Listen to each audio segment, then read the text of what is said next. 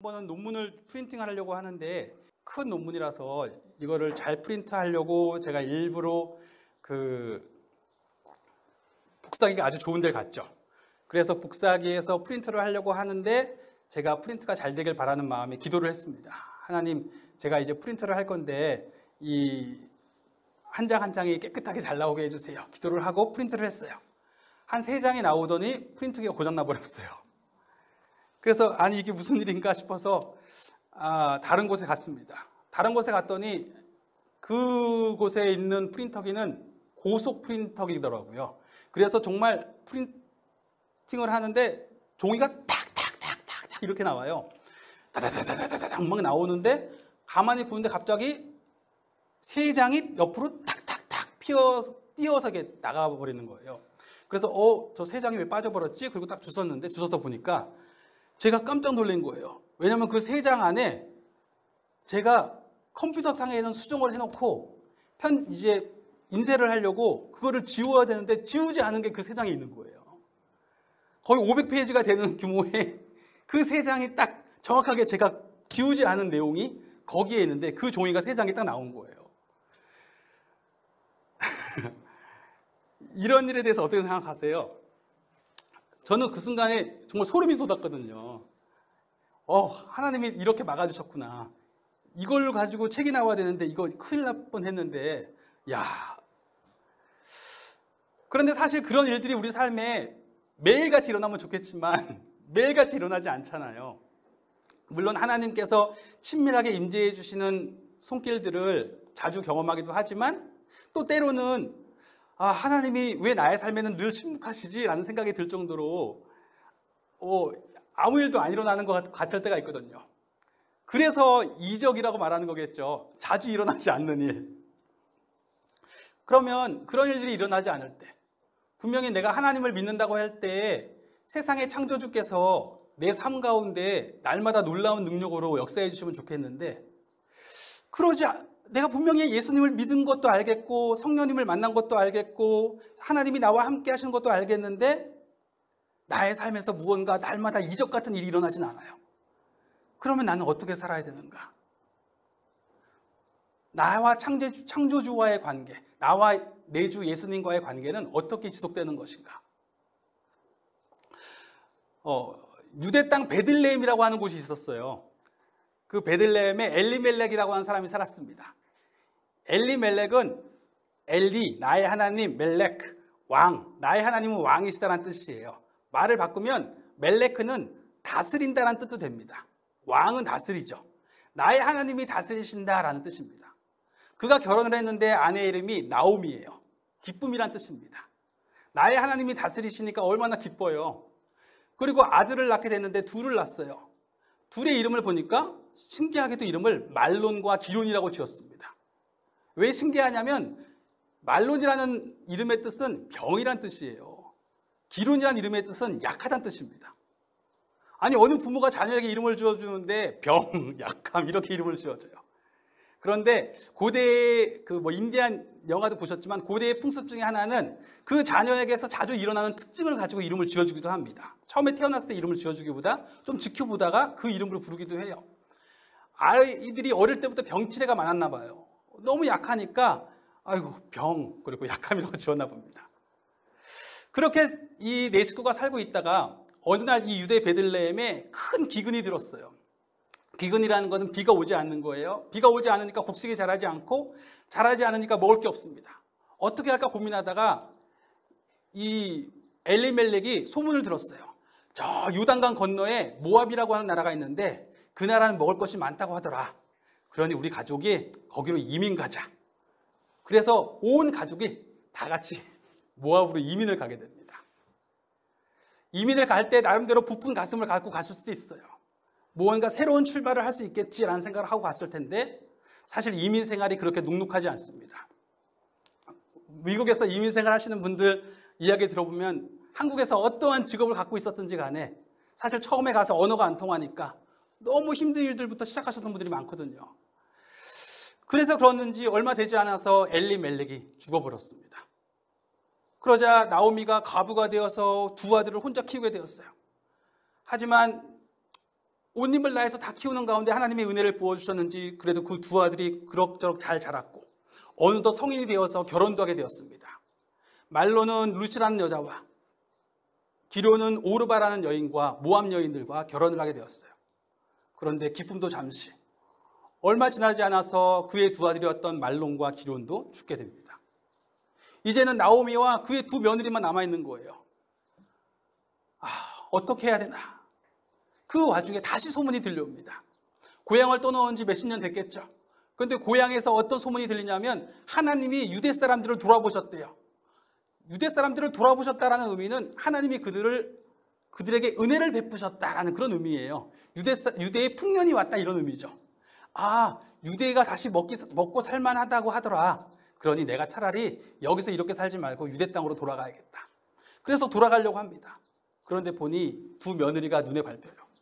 아니 이 젊은 소녀들이 게다가 이방인들인데 이 유대인들이 얼마나 이방인에 대해서 이 텃세가 심한데 얼마나 고생을 할까.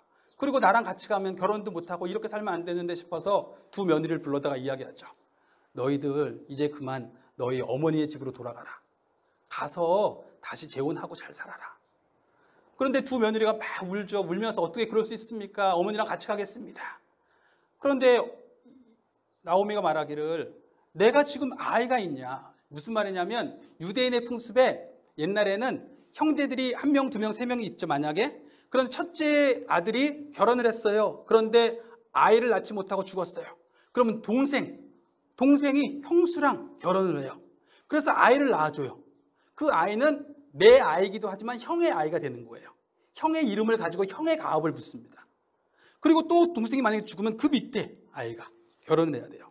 그런데 아들이 둘이었기 때문에 그 밑에 아들은 없으니까 결혼할 아이도 없고 이제 다시 나오미가 결혼을 해서 아기를 낳으면 그 아기가 커서 이 두 며느리랑 결혼을 해야 되는데 말도 안 되는 상황이잖아요. 그러니까 아니다, 돌아가라라고 이야기하죠. 그래서 오르바는 울면서 돌아갑니다. 그런데 룻은 끝까지 울면서 어머니 내가 절대로 그럴 수 없습니다. 어머니 이렇게 혼자 가시게 놔둘 수 없습니다. 내가 끝까지 쫓아가겠습니다. 그리고 가게 됩니다. 그러자 어머니도 룻의 마음이 확고하다는 것을 알고 데려가게 되죠. 그리고 유대 땅에 도착합니다. 도착해 보았더니 사람들이 나오미를 아는 사람들이 반가워하죠. 나오미가 왔다. 나오미가 왔다. 그러자 나오미가 내 이름이 기쁨인데 내가 무슨 기쁨이 있겠냐. 갈 때는 내 식구였는데 올 때는 나 혼자 왔고 과부가 된 내 며느리만 데리고 왔는데 내가 무슨 기쁨이 있겠냐. 나의 이름을 마라라고 불러달라고. 마라는 쓰다는 뜻이에요. 나의 인생은 정말 썼다라고 얘기한 겁니다. 마침 그때가 이스라엘 사람들이 추수할 때라고 이야기합니다. 추수를 시작할 때. 이스라엘에는 두 개의 절기가 있어요. 하나는 건기, 하나는 우기입니다. 우기는 우리 달력으로 한 9월 중순부터 한 3월 정도까지 6개월간이 되고요. 건기는 3월부터 9월까지 다시 됩니다. 우기 동안에는 비가 많이 와요. 그러니까 그때는 보리 농사를 짓습니다. 그리고 건기 때에는 농사를 짓기 어려우니까 과일을 이제 주로 재배를 하게 됩니다. 그러면 우기 마지막에 약 3월 즈음에, 그때가 6월절도 있거든요. 그 즈음에 첫 번째로 드디어 추수를 하게 되면 맨 처음에 추수한 보리를 성전에 바치게 되는데 그 날이 초실절이에요. 첫 열매를 드리는 날.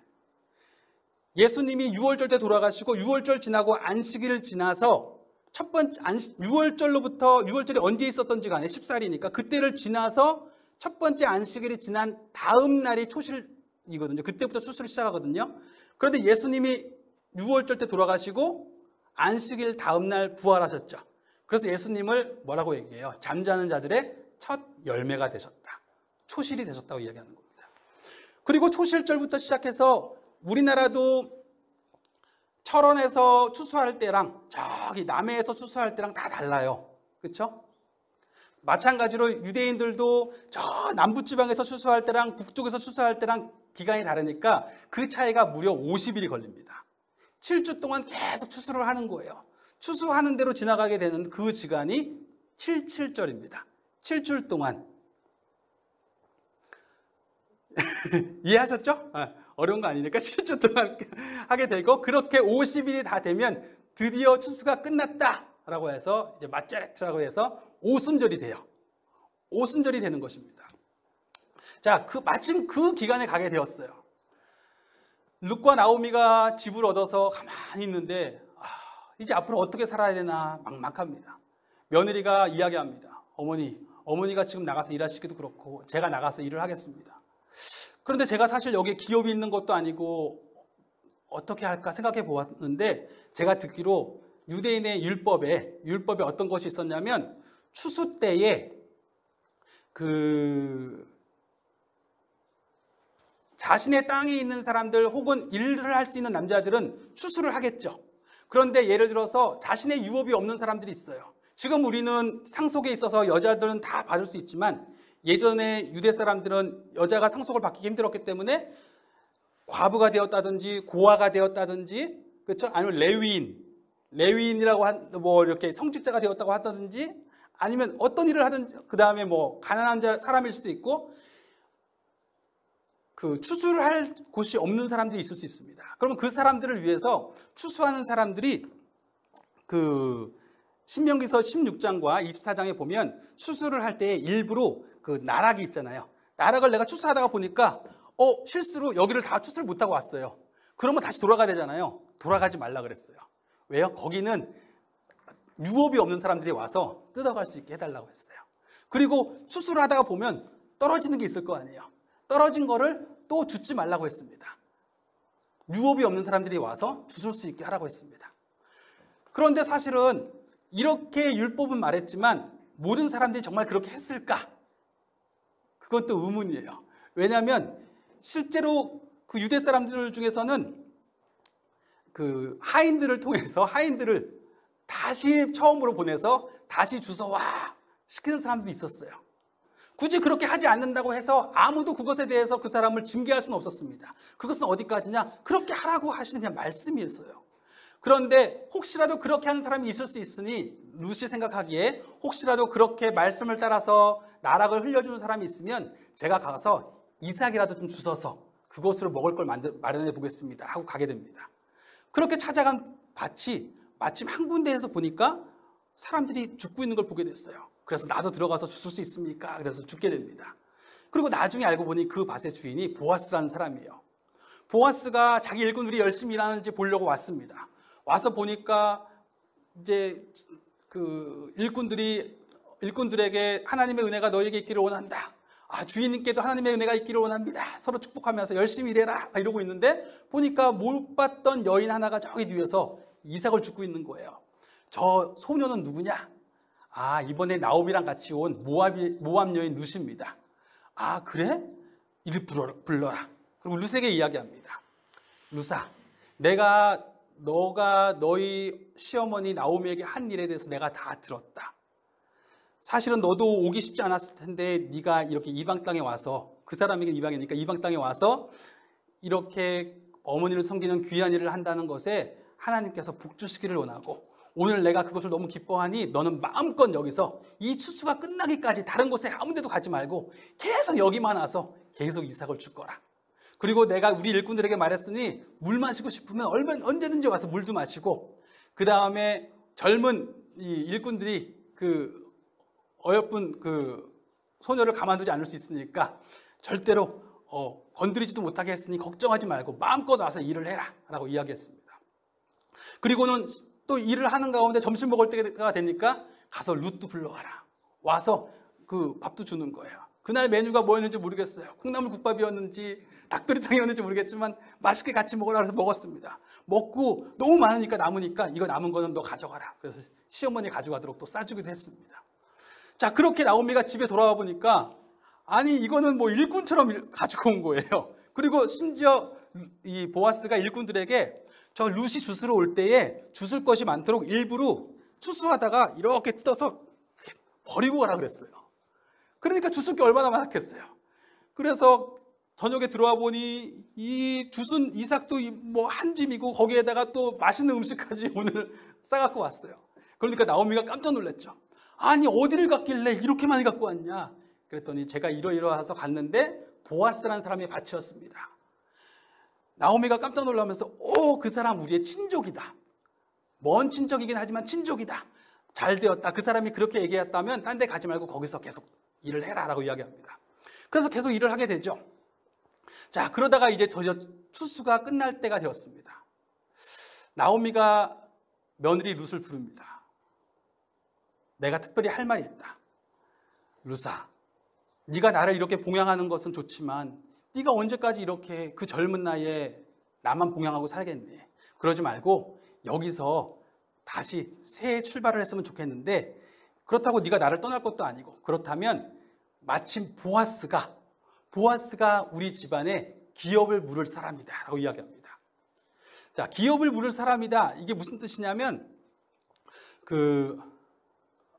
레위기 25장이나 신명기 25장에 보시면 그 기업 물으는 사람에 대한 이야기가 나와요. 뭐냐면 하나님이 처음에 이스라엘 사람들을 애굽에서 데리고 오셔서 약속의 땅으로 정착을 하게 하신 다음에 각 지파마다 땅을 나눠주셨어요. 그리고 각 지파 안에서 각 집안마다 또 땅을 나눠주십니다. 그리고 각 집안 안에서 각 사람마다 다 나누어 주셨어요. 다 공평하게 나누어 가지고 시작을 한 거예요. 하지만 살다 보면 어떤 사람은 경제 활동에 재능이 있습니다. 그러면 그 사람은 부자가 돼요. 어떤 사람은 경제 활동에 재능이 좀 없어요. 그러다 보니까 시간이 갈수록 돈을 까먹어요. 그러다가 나중에 돼서는 어떻게 되었냐면 가진 거 다 털고 심지어 자기 자신조차도 노예가 될 수도 있거나, 그러니까 종이 될 수도 있는 상황이 되기도 하죠. 그런데 꼭 경제 활동에 재능이 없고를 떠나서 또 무슨 재난을 만날 수도 있고 여러 가지 일들이 있을 수 있잖아요. 그렇게 될 수도 있고, 그러면 어떻게 하냐면 내 친족 가운데 어떤 사람은 다행히 재난도 만나지 않았고 경제적으로도 풍족해요. 이 사람이 보니까 내 친족이 누가 굉장히 어려움을 당해서 지금 땅을 다 팔아서 먹고 살기 힘들어요. 그럼 난 풍족하고, 그러면 내가 그 사람에게 가까운 친족이잖아요. 그러면 내가 내 돈으로 그 사람의 땅을 다시 사서 그 사람이 다시 시작할 수 있도록 도와줍니다. 이게 기업을 물으는 거예요. 혹은 그 사람이 종이 되었으면 내 돈으로 그 종 값을 다 갚아줘요. 갚아주는 게 뭐예요? 속량하는 거죠. 다 갚아주는 거예요. 값을 치러주는 겁니다. 그거를 히브리어로 고엘이라고 합니다. 고엘을 해주는 거예요. 그래서 그렇게 기업을 물려주는 사람을 고엘이라고 부릅니다. 자, 그런데 그것도 다 하는 게 아니고 이 가까운 순서로, 제일 가까운 사람이 누구예요? 형제겠죠. 형제부터 시작해, 부모도 있을 테고 형제부터 시작해서 이렇게 사촌, 또 더 6촌, 8촌 이렇게 나가겠죠. 계속 나갈 수 있는 거예요. 그렇게 갑니다. 자, 그런데 이게 문제가 생기는 게 뭐냐면, 자, 제 돈을 가지고 그 기업을 물러줬어요. 그러면 제 돈 가지고 그 땅을 사줬지만 그 땅은 이제 내 이름이 되는 게 아니라는 거죠. 나는 기꺼이 내 풍족함을 가지고 기쁨을 누릴 수 없는 내 친족을 회복시켜 주는데 그냥 써버린 거예요. 그러다 보니까 이 고엘의 직분을 감당하는 것도 하나의 그 굉장히 중요한 결단이 됩니다. 그런데 이제 나오미가 이야기하기를 보아스가 우리의 친족이 된다. 자, 이 고엘의 의미 중에 또 하나는 뭐냐면, 아까 형이 아기를 못 갖고 죽었을 때 형수랑 결혼한다고 했잖아요. 이것도 고엘이에요. 형의 값을 대신 치러준 거예요. 그렇기 때문에 보아스가 나에게 아들들이 없지만 네가 다시 보아스랑 결혼하면, 보아스가 너를 통해서 아들을 낳으면 그 아들은 누구의 아들이 되냐면 나오미의 아들이 되는 겁니다. 그래서 룻의 남편인 말론이 마땅히 부모로부터 받아야 될 기업을 그 아들이 유지하게 되는 거예요.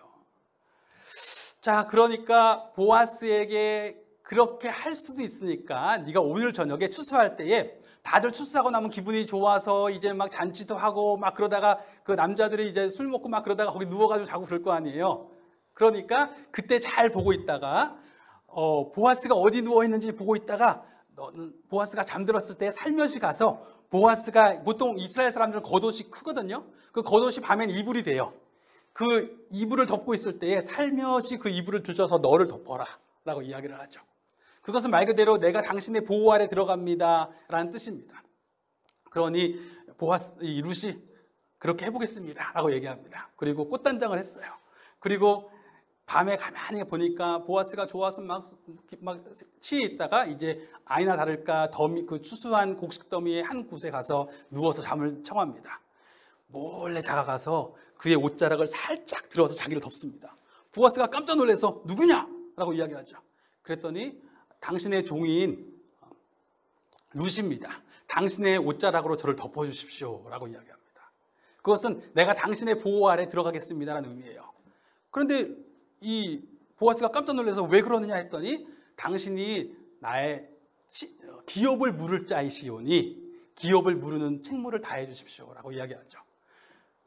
그러자 보아스가 지금 네가 한 일이 이제까지 너가 했던 일들보다도 더 귀하다라고 이야기합니다. 왜냐하면 그 보아스가 나이 많은데 아주 그 젊은 소녀랑 결혼해서 보아스가 좋은 게 아니고 이 소녀의 입장에서는 어떻겠어요?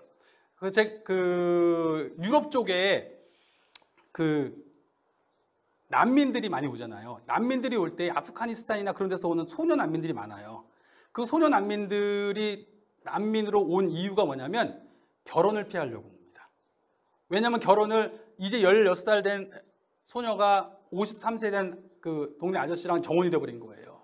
그래서 결혼이 되고 60세 된 분이랑 또 정혼이 된 거예요. 그러니까 자기보다 나이가 한 3배, 4배 많은 분이랑 결혼하려고 하니 이게 안 되는 거예요. 그래서 도망을 와버리는 경우도 많이 있습니다.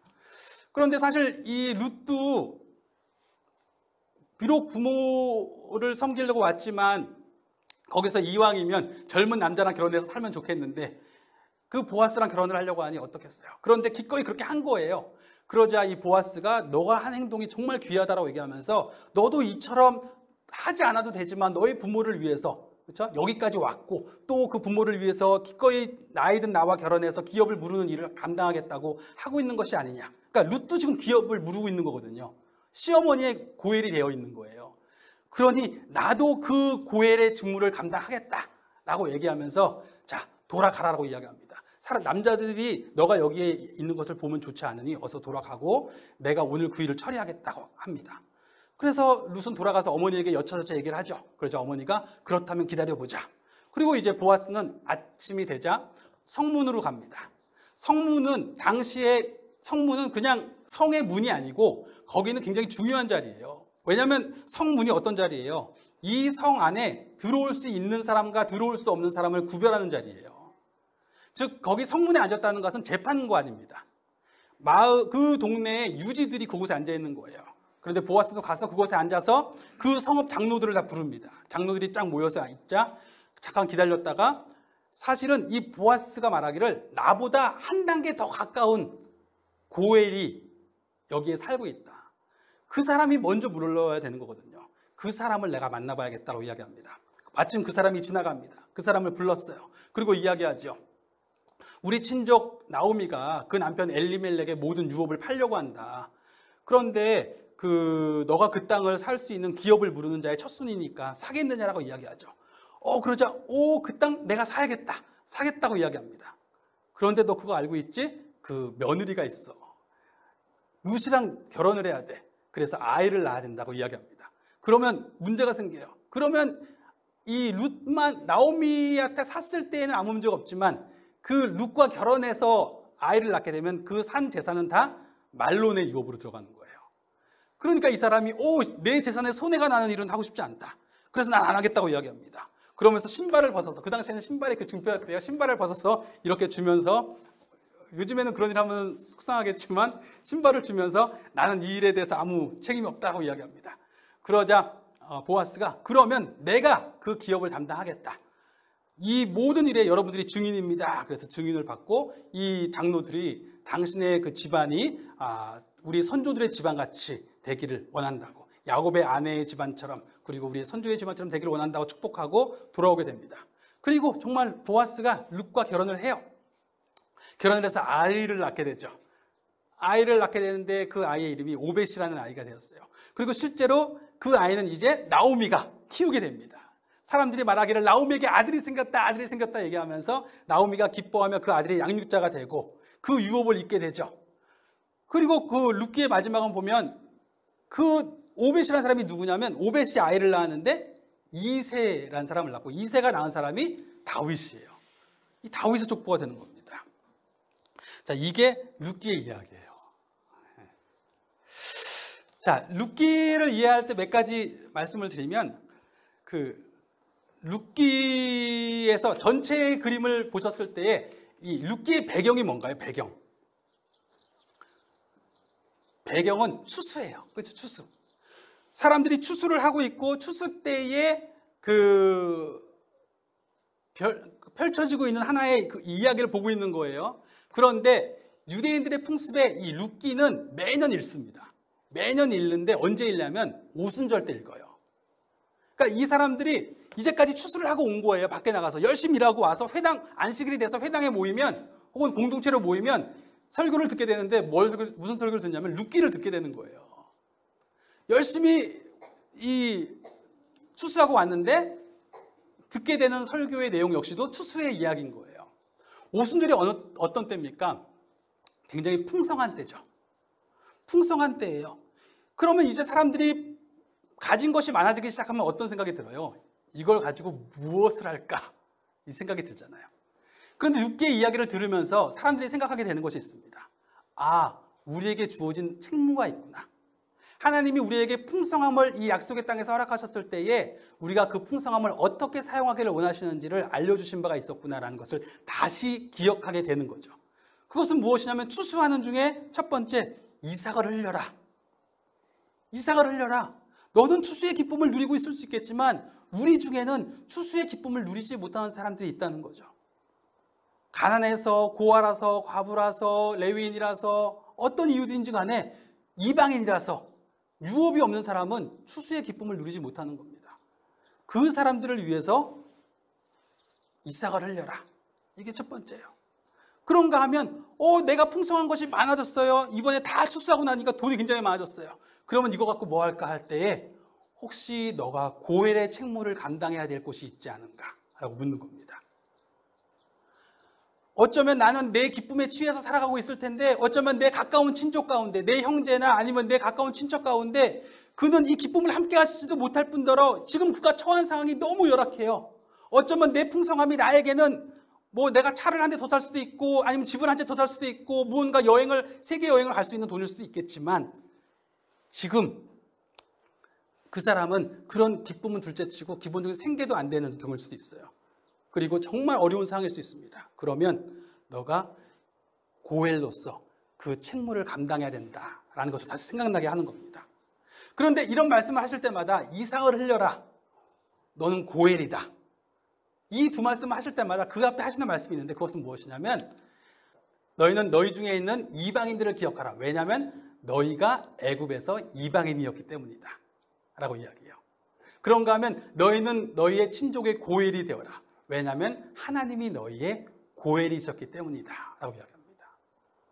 하나님이 이스라엘 백성들을 애굽에서 출애굽시키실 때에 출애굽기에 보면 뭐라고 말씀하시냐면 내가 너희의 속량자다. 한글로 번역이 된 게 속량자다. 구속자다. 히브리어로 말하면 내가 너희의 고엘이다. 라고 이야기하시는 겁니다. 나는 너희를 창조한 너희의 아버지다. 나는 너희를 창조한 너희의 부모이다. 내가 너희를 잊지 않았다. 내가 너희를 속량한다. 라고 말씀하시는 거예요.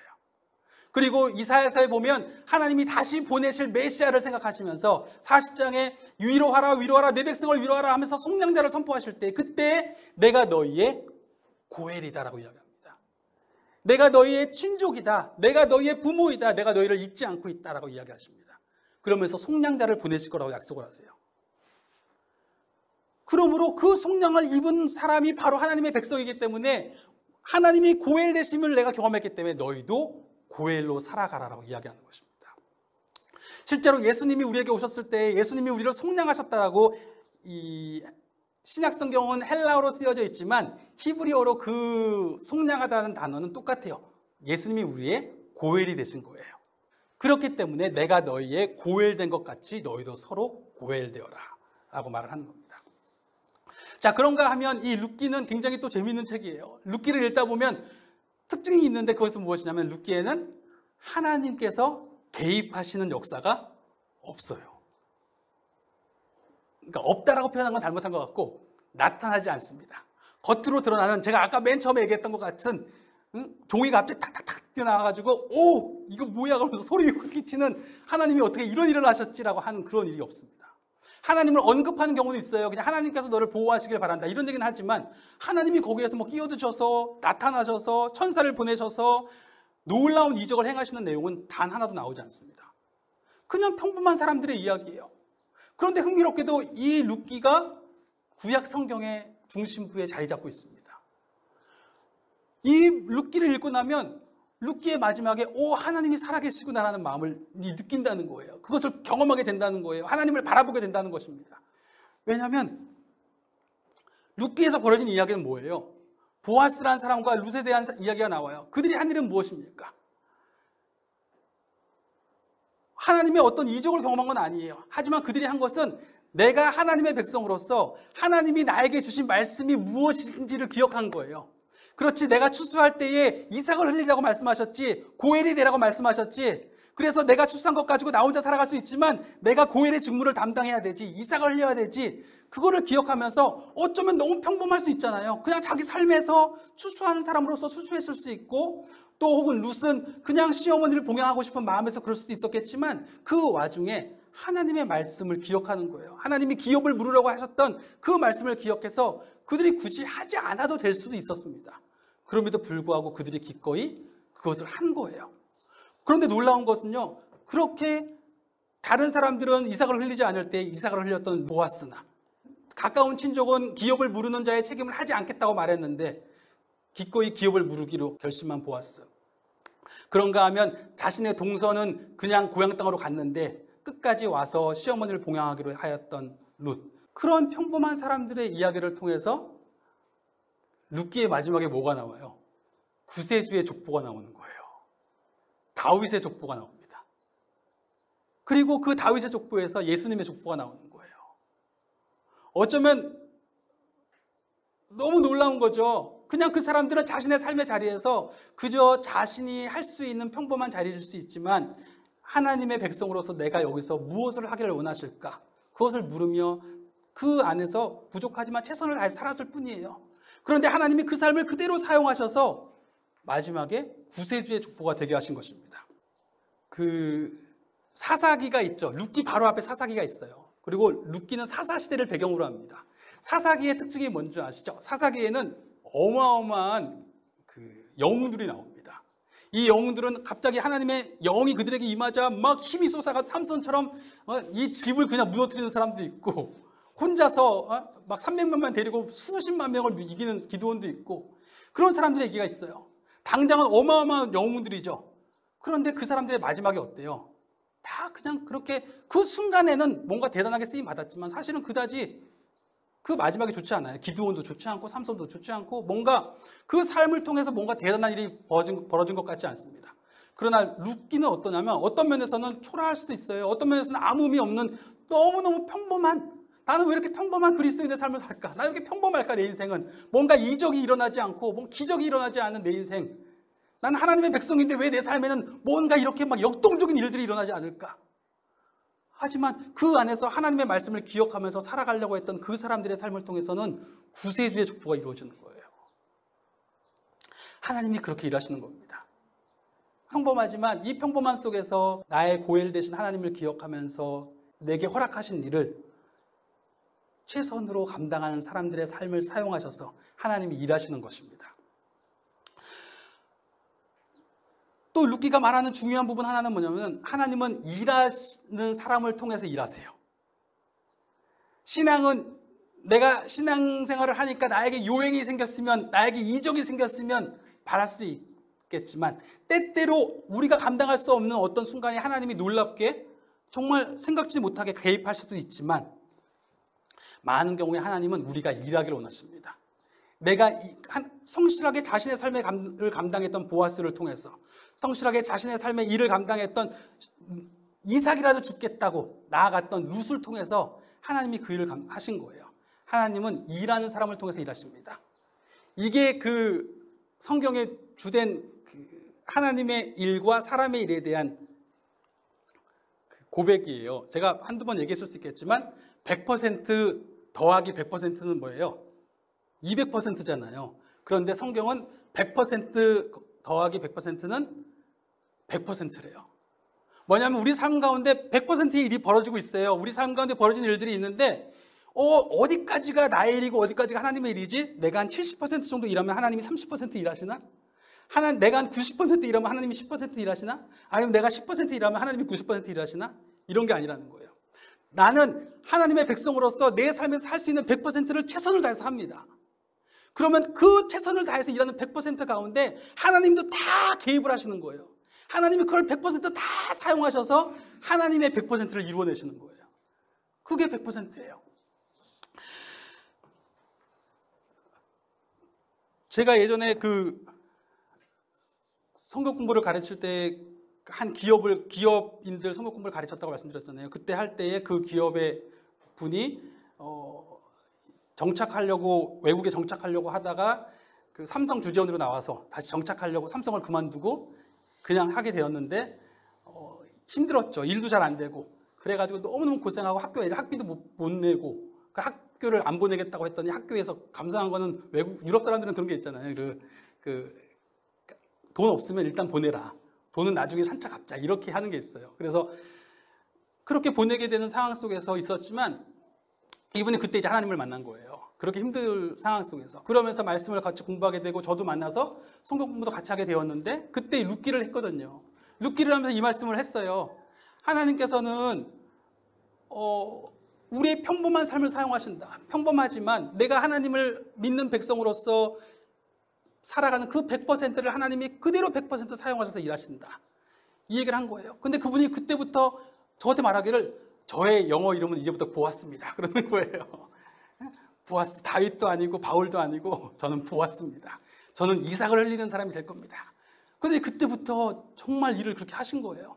그런데 놀랍게도요, 그분이 점점 회사가 커지기 시작해서 지금은 그 유럽 쪽에서 디스플레이 그 모니터 만드는 회사에서 1위예요, 1위. 한국인으로서 삼성 출신으로 나간 기업인들 중에 제일 잘된 기업이에요. 근데 그분이 이제 10년째 되는 날 그 감사 예배를 드리면서 저를 축도를 해달라고 비행기 값을 내가지고 불렀어요. 너무 감사하죠. 비행기 값을 내주셔가지고 갔어요. 갔는데 거기서 축도를 하기 전에 그분이 이제 간증을 하시는 거예요. 뭐냐면 자기가 성경 공부를 하면서 붙들었던 한 말씀이 있대요. 그게 뭐냐면 하나님은 나의 100%를 사용하시는 분이시다. 그래서 내가 평범하지만 내가 100%를 가지고 하나님의 백성으로 살아가야겠다라는 사명을 가지고 살아갔을 때 하나님이 그 100% 다 사용하신다. 내가 그 말씀 붙잡고 살았습니다. 그랬더니 하나님이 나를 붙잡아 주셔서 하나하나 그 모든 걸음 사용하셨고 이제는 삼성이 유럽으로 들어가는 모든 모니터를 그 회사에서 다 감당해요. 그리고 지금 북한에 빵 공장이 있고 중국에 빵 공장이 있고 아프리카에 있고 그다음에 세계적으로 선교사님들 다 매달 선교비 보내고 저도 지금 조금씩 받고 있고 그렇게 하십니다. 자, 무슨 얘기를 하려고 하냐면 그분들은 잘 됐다 그것보다도 그것이 고백이라는 겁니다. 하나님은 평범하지만 나의 고엘 되시고 나를 고엘로서 부르신 그 하나님 예수님께 속하여서 오늘 평범하지만 나의 삶을 사용하시는 하나님을 믿고 100%의 삶을 사용하는 우리의 삶을 그대로 사용하셔서 하나님의 100%를 이루실 것입니다. 매일매일의 삶 속에서 내 삶은 왜 이렇게 평범하지? 내 삶에는 왜 이적이 없지? 오늘도 내 삶은 그냥 이렇게 흘러가는 것 같지? 그럴 수도 있지만 결코 그렇지 않습니다. 하나님이 그 삶을 사용하십니다. 오늘도 내가 나의 평범한 그 자리에서 하나님을 믿는 백성으로 예수님의 소유된 백성으로 오늘 내가 할 수 있는 것 가정에서 직장에서 그리스도인으로서 무엇을 하기 원하시는지를 묻고 살아가려고 하는 그 모든 삶의 자리를 하나님이 100% 사용하셔서 하나님의 일을 이루실 것입니다.